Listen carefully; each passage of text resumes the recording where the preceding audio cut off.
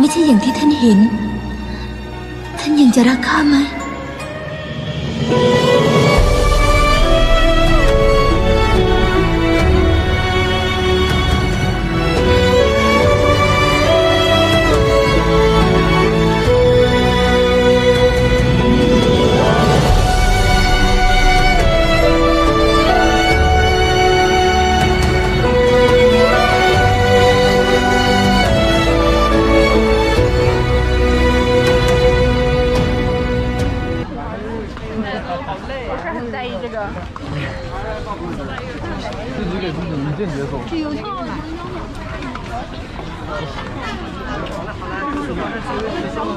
这个是我也是水，好多呢。警察叔叔来，拿拿。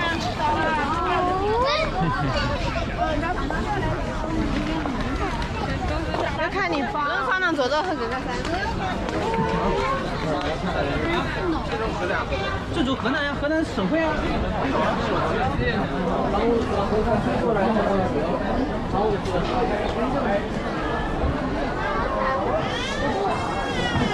ครับผมสวัสดีครับเพื่อนๆนะฮะวันนี้เราอยู่ที่ทะเลสาบตะวันตกนะครับหรือที่รู้จักกันดีในนามของทะเลสาบซีหูนะครับวันนี้คน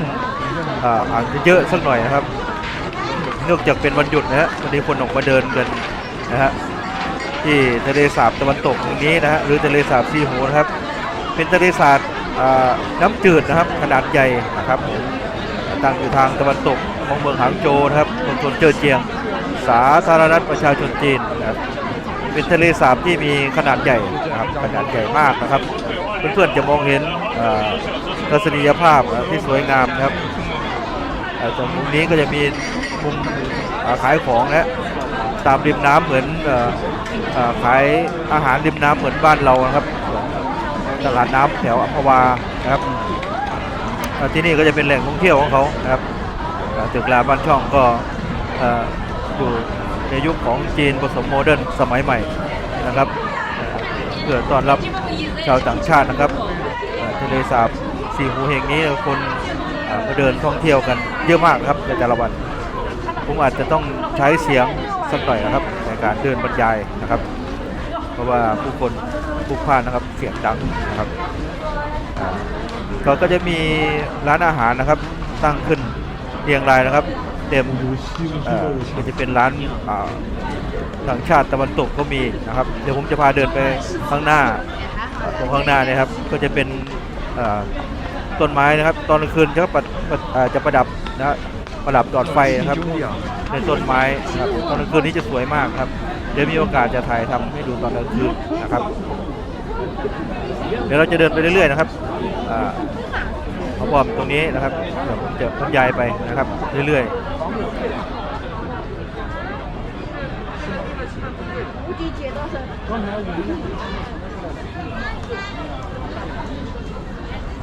ที่ผมได้บอกไปนะครับทะเลสาบตะวันตกนะครับหรือที่เราเรียกรู้จักกันในของทะเลสาบซีหูนะครับเป็นทะเลสาบที่มีตำนานนะครับวิวจะสวยมากนะครับจะมีเรือนะครับให้นั่งให้ชาวนักท่องเที่ยวนั่งชมนะครับตอนนี้เดี๋ยวผมจะพาเดินเข้าไปเรื่อยๆนะครับจะเล่าประวัติให้ฟังนะครับทะเลสาบซีหูนี้หากเราเคยดูภาพยนตร์จีนนะครับก็จะเป็นหนังเกี่ยวกับนางพญางูขาวนะครับที่รักมนุษย์นะครับเหมือนตำนานในหนังนะครับก็นี่นะฮะมาจากทะเลสาบซีหูนี่แหละครับเดี๋ยวผมต้องเดินอ้อมตรงนั้นจะมีการถ่ายรูปกันนี่จะเป็นวิวที่สวยนักท่องเที่ยวก็จะชอบถ่ายรูปกันนะครับก็จะมีเรือนะครับมีเรือมารับนะครับแล้วก็นักท่องเที่ยวที่ต้องการล่องเรือนะครับชมทะเลสาบซีหูนะครับทะเลสาบซีหูนี้มีขนาดใหญ่นะครับใหญ่มากครับทัศนียภาพที่สวยงามนะครับมีความยาวจากทิศใต้นะครับถึงทิศเหนือนี้ประมาณ 3.3 กิโลเมตรนะครับและความกว้างนะครับจากทิศตะวันออกไปยังทิศตะวันตกนี้ประมาณ 2.8 กิโลเมตรนะครับตามสคริปต์ที่เขาให้เรามานะครับในการท่องเที่ยวของประเทศจีนนะครับรอบด้านนะครับรอบด้านประกอบไปด้วยภูเขาทั้ง3ลูกนะครับรอบด้านของทะเลสาบนะครับจะประกอบไปด้วยภูเขาทั้ง3ลูกเลยนะครับหากเรามองไปรอบๆนะเราจะเห็นเป็นภูเขานะครับน้ำนี่ใสมากนะครับใสราวกับกระจกเลยนะครับแล้วรอบก็จะมีสิ่งก่อสร้างนะครับตามวัฒนธรรมที่สวยงามอย่างรายรอบทั้งเจดีย์นะครับทั้งหญิงจีนนะครับวัดสวยงามแบบจีนนะครับสวนของญี่ปุ่นนะครับศาลเจ้าต่างๆนะครับเราก็จะมองเห็นทัศนียภาพเดี๋ยวผมพยายามแพลนกล้องนะครับไปดูทะเลสาบให้เยอะมากๆนะครับเพื่อนก็จะเห็นเป็นภูเขาที่อยู่รอบๆนะครับเหมือนที่เราได้บอกเราไว้นะครับวันนี้เนื่องจากเป็นวันหยุดนะครับคนมาเยอะมากนะครับเยอะมากเราก็ต้องพยายามพูดแข่งกับ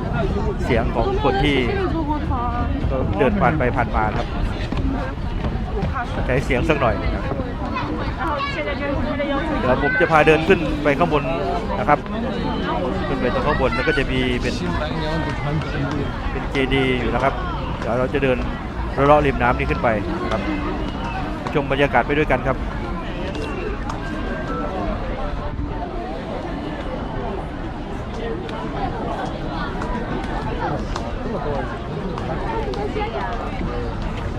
สำหรับคนที่ชื่นชอบนั่งดื่มกาแฟนะครับจะเป็นกาแฟดังนะฮะมองเห็นโลโก้ทุกคนก็น่าจะรู้นะนี่จะเป็นจุดของกาแฟนะครับกาแฟดังยี่ห้อหนึ่งครับเราเดินขึ้นไปเรื่อยๆตอนนี้ก็จะมีการใช้จ่ายนะครับ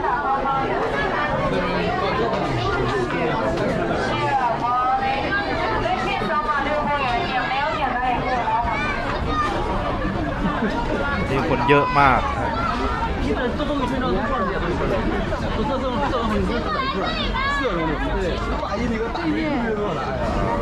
เพื่อนเห็นด้วยตาตัวเองนี่จะสวยมากนะครับเป็นวิวภูเขา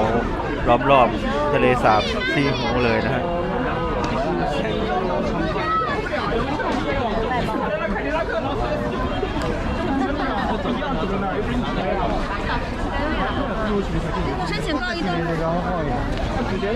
เยอะ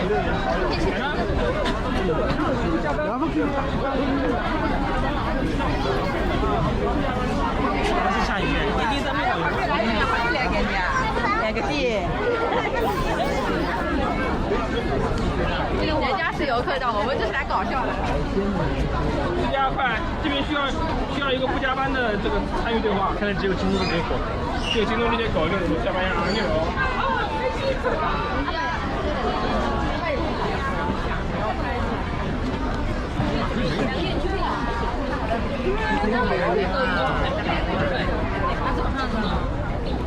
哦，那边多。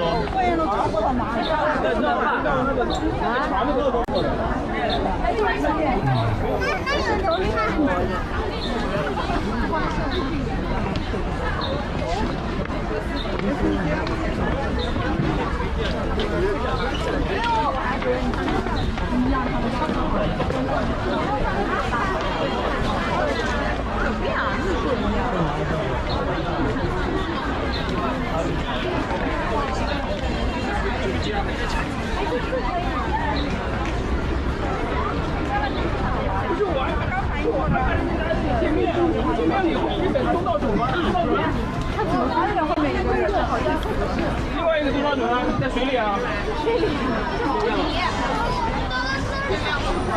你走的累吗，妹妹？你走的累的话，这个姐姐可以抱你。哎，小心。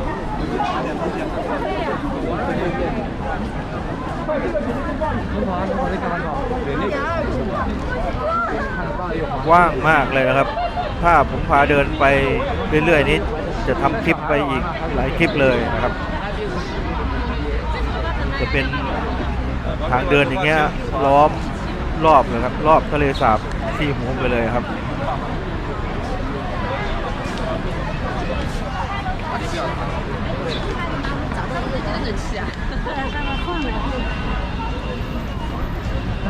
วิวตรงนี้สวยมากครับ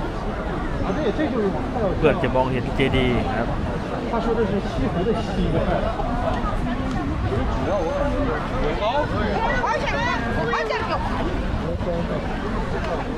เหนื่อยนักก็พักหน่อยนะครับ มีที่พักให้นั่งนะครับ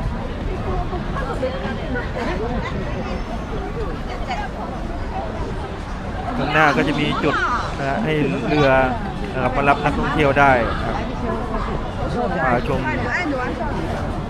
ความใกล้ชิดของทะเลสาบซีหูกันนะครับข้างหน้าก็น่าจะเป็นเรือนะครับ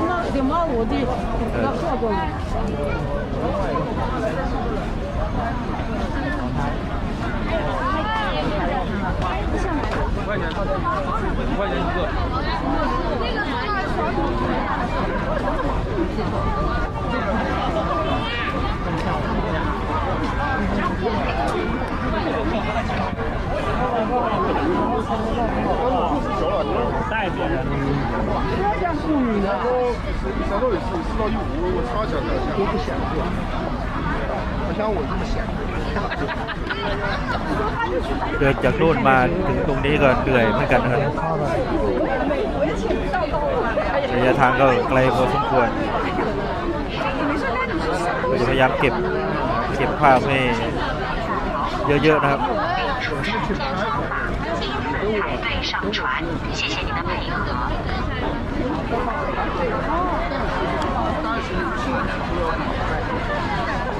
必须的呀！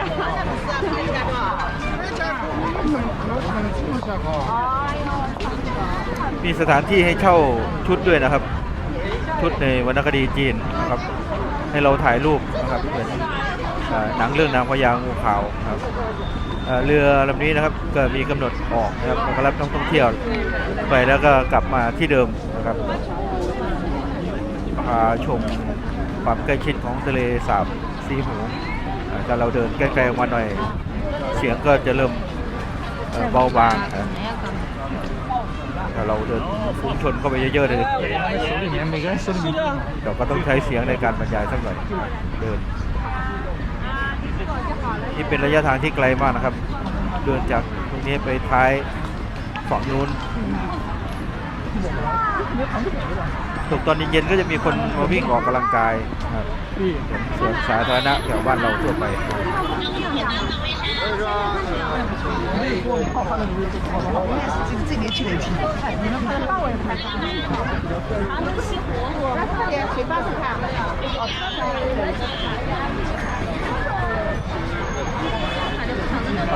ก็มีคู่แต่งงานหลายคู่นะครับก็บางครั้งก็มาจัดพิธีแต่งงานที่นี่เลยก็มีนะครับเพราะว่ามันมีตำนานอย่างที่ผมบอกนะครับนางพญางูขาวเป็นรักนิรันดรนะครับเราก็จะมาจัดงานแต่งงานวิดดิ้งกันถ่ายรูปกันตรงนี้นะครับจะมีจุดถ่ายรูปกันอยู่นะครับแล้วเราเดินไปข้างหน้านะครับเดินไปเรื่อยๆเราก็จะเห็น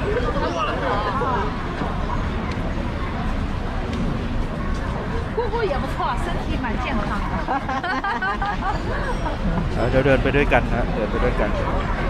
ชมไปด้วยกันนะฮะกับผม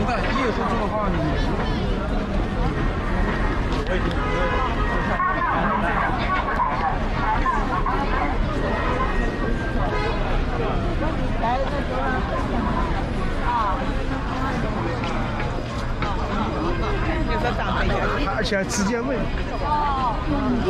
老记这个，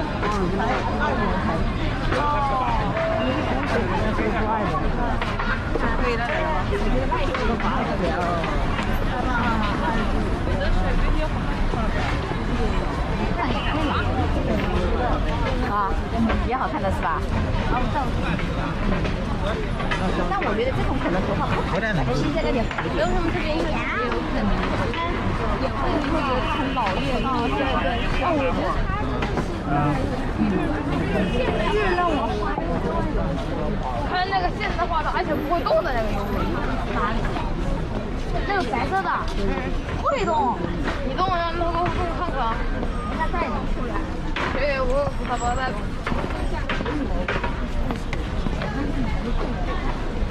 因为你也看到。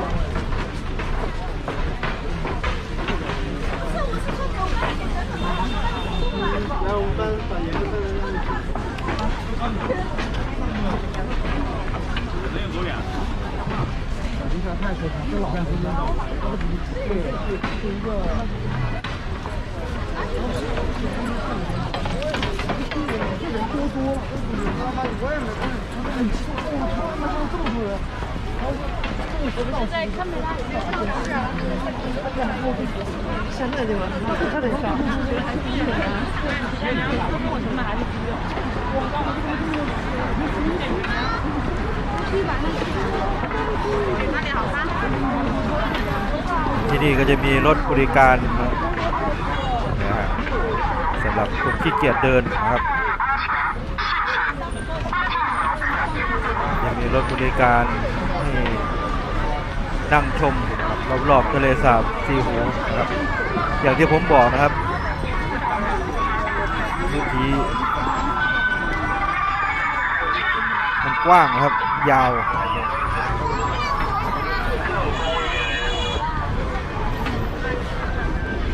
บางครั้งการเดินมันก็ลำบากครับรถประมาณนี้ครับประเทศจีน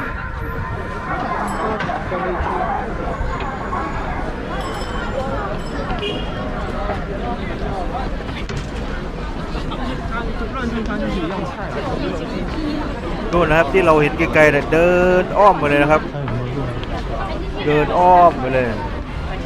ก็เป็นระยะทางที่ไกลมากนะครับ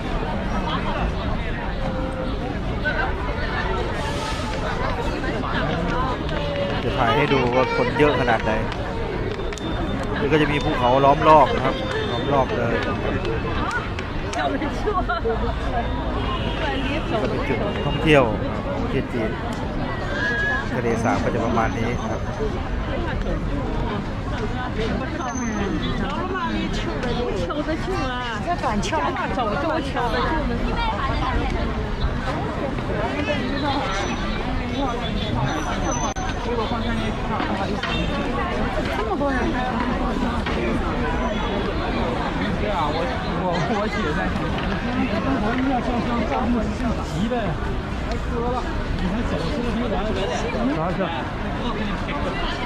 เราเดินจากตรงนู้นมานะครับ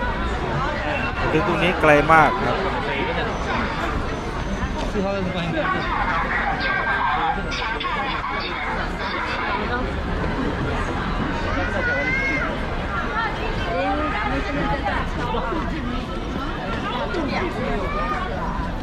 เดี๋ยวผมก็จะทิ้ง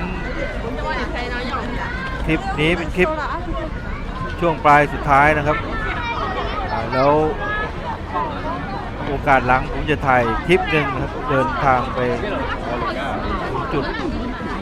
ทางไปเรื่อยๆนะครับ